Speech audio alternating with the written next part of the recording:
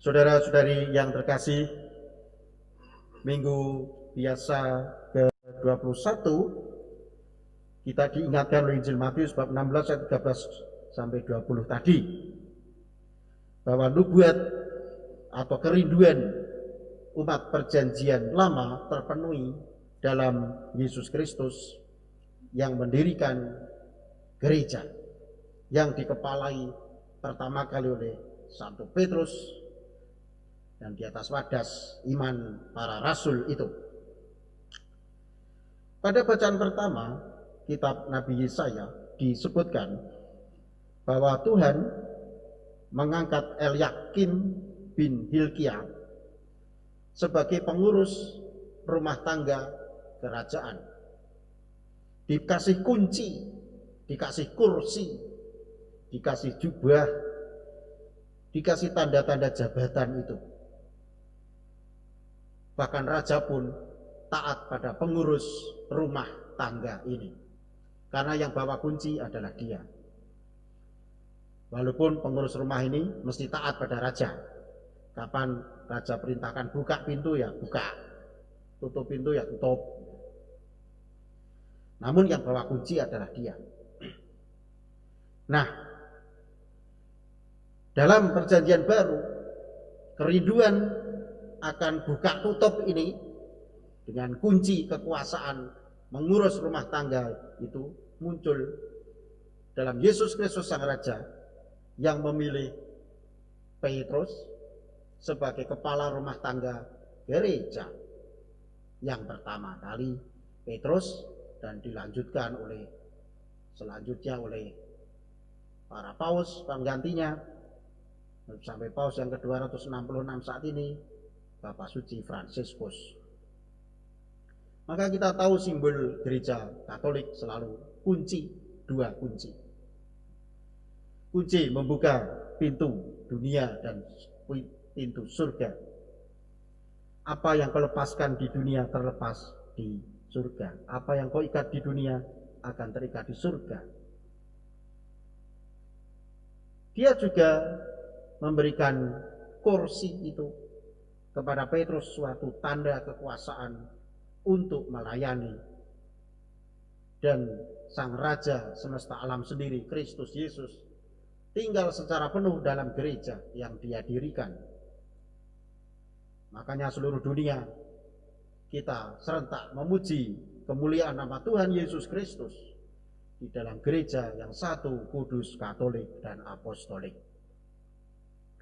Saudara-saudari yang terkasih, itulah spiritualitas gereja yang satu, kudus, katolik, apostolik sejak para rasul, paus yang pertama Santo Petrus sampai paus yang ke-266 saat ini, Paus Fransiskus, sampai seterusnya sampai akhir zaman. Namun apa yang harus kita lakukan sekarang di zaman kita ini? Gereja yang sudah mengalami sejarah panjang, mengalami penganiayaan di awal-awal abad Masehi, mengalami macam-macam penderitaan, mengalami misi yang gagal maupun berhasil, mengalami pandemi berkali-kali sejak abad pertama sampai abad ke-21, mengalami pasang surut. Apa yang harus kita lakukan dengan sejarah panjang gereja kita ini? Lagi pula kalau kita mengingat ulang tahun paroki kita jadi tahu bahwa kita harus makin rendah hati di hadapan Tuhan, penuh syukur bahwa kita menjadi gereja yang diutus di tengah dunia. Bahwa kita diberi kuasa oleh Tuhan, bukan kuasa untuk sombong-sombongan, tetapi untuk melayani Dia dalam diri saudara-saudari kita yang berkekurangan, yang susah, yang menderita, yang membutuhkan kepastian masa depan, kepastian hidup. Kita sendiri bersandar pada kepastian masa depan surgawi karena kuasa dua kunci kerajaan itu. Kita punya tanda sarana keselamatan atau sakramen. Kita punya struktur hierarki. Kita punya umat yang bergairah, uskup, romo-romo yang melayani dengan sepenuh hati. Di masa pandemi ini kita semua diminta oleh sabda Tuhan hari ini supaya menjadi gereja yang berjuang menghadirkan kepastian akan hidup kekal itu dalam hidup nyata sehari-hari saat ini. Sehingga Allah dimuliakan, karena bagi Dialah kemuliaan selama-lamanya. Itu tugas kita sebagai gereja, menjadi sakramen keselamatan di tengah dunia, tanda dan sarana keselamatan dari Tuhan sendiri. Di masa pandemi ini, paroki-paroki dikoordinir oleh keuskupan membuat berbagai macam hal untuk mengatasi kekurangan ini itu di masyarakat dan umat sendiri. Ada program ketahanan pangan, ada program kerohanian supaya kerohanian umat tetap terpupuk dengan baik.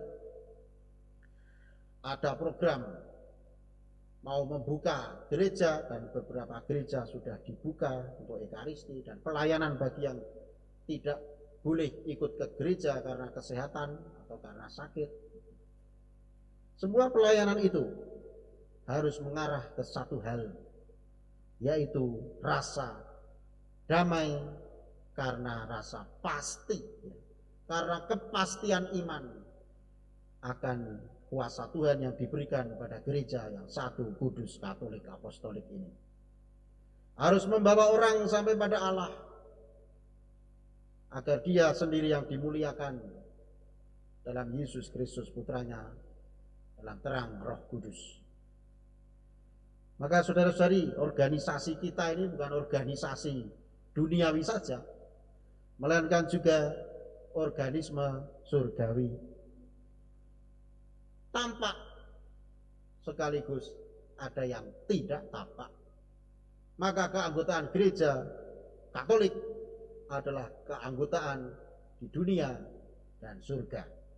Setiap kali kita merayakan Ekaristi, semuanya bersatu, surga dan bumi semua disapa, baik kita yang masih di dunia ini maupun teman-teman kita yang sudah meninggal dan para kudus di surga. Itulah gereja yang satu, kudus, katolik, apostolik, di mana hidup tidak hanya berhenti di dunia ini dengan segala kerepotannya, tidak hanya berhenti di kuburan, tetapi karena punya keanggotaan surgawi. Tanggung jawab kita memberi kepastian di dunia ini atas dunia yang tidak pasti ini, yang rentan dan rapuh, yang gampang jatuh karena pandemi. Tetapi kita memberi harapan heroik. Kita tetap berjuang di tengah dunia yang rapuh dengan kekuatan Allah sendiri yang abadi.